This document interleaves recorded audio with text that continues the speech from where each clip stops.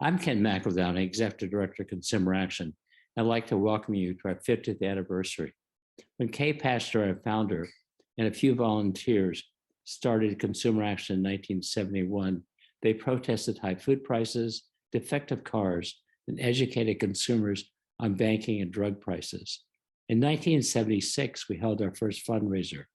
Robert Redford was raising money for his national nonprofit and local groups with premieres of all the President Men in cities across the country.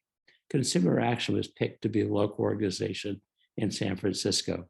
He flew to San Francisco on his last stop to promote the film. When we picked him up at a private airport, there was a bit of panic when two men with leather jackets and sunglasses got off the plane. We had no idea which was Redford.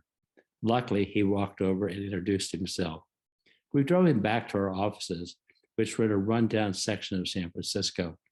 As we walked up the alley, we had to step over drunks asleep on the sidewalk.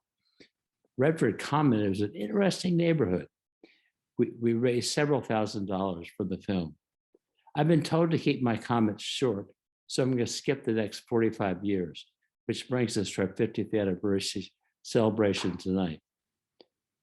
I want to thank our past and present staff, board members, and funders for Consumer Action's highly successful educational and advocacy work protecting consumers over the decades.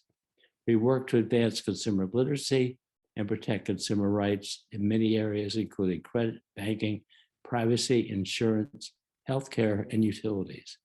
The fundraising for the 50th anniversary and convening shattered all previous fundraising events, and we did it without Robert Redford. Now I'd like to turn the mic over to Tony Williams of Comcast.